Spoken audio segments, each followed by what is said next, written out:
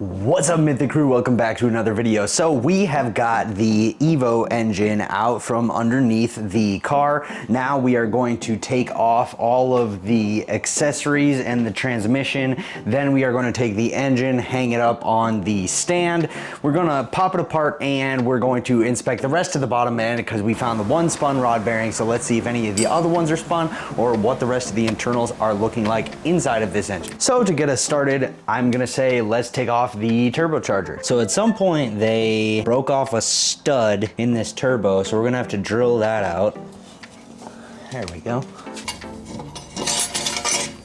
We got the downpipe off. We got most of the turbo unhooked, but it actually looks like there's one bracket bolt that I can't get without removing the transfer case. So we're gonna take off the whole transmission and transfer case right now, and then we'll get back to that. So we've got a slide hammer, we've got some bolts. We are going to take out the stub shaft for the transaxle out of the transmission so that we can get this out. So we've got this one set up, put the little hook on. And we've got our stub axle. There we go. Stub axle out, this transaxle. Came out super easy, woo!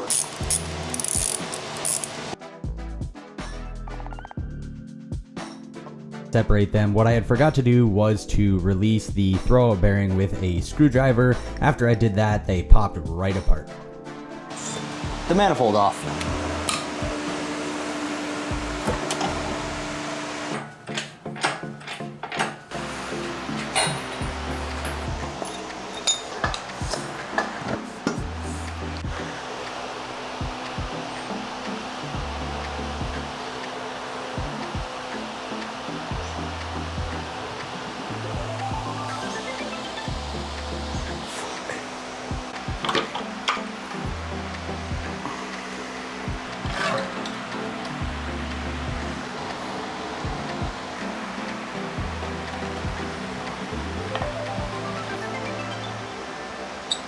It's a solid bucket lifter, which means that the valve lash is set to these buckets specifically. You do not want to interchange these and move them around. They are specific to the valve that they are set to. All right, exhaust cam has been removed. So you should release the head in the same pattern that you would tighten it, which is start from the center and then X outwards.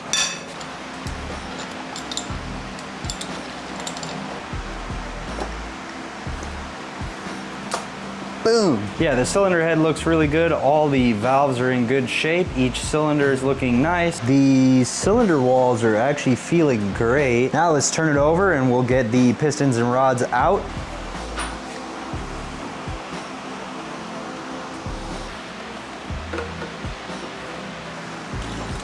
All right.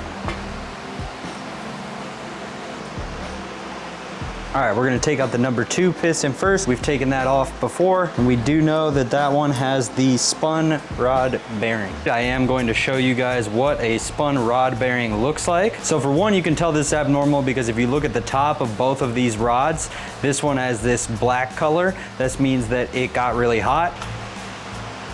So if you look at this journal right here, you can see both of the bearings stacked up together. You have to keep every piston and rod together as one. These caps are not interchangeable. Okay, it does look like these bearings were getting hot. They didn't fully spin like the other ones, but you can definitely see that they started to get worn and that they were going to spin. So these ones still have the bearing tang right there, but if they would have got any hotter, they would have spun. I'm thinking that this one's the same case, that it was about to spin, because usually when you go to take the cap off, the bearing will come with the cap, not be stuck on the crank. Same case again here. So finding out that pretty much every rod was about to spin or spun really isn't the best news that we could have had. We would have preferred it to just be one, and then we could have figured out things from there.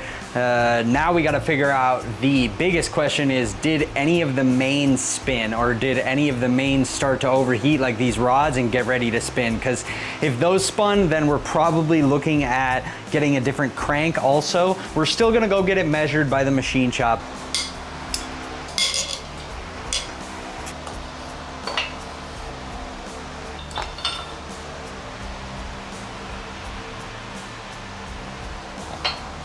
All of these caps are marked. Yep, looks like that one's down to the copper. This one was about to spin. It is good that they shut off the car before it spun a main, but it's not good that it was on its way.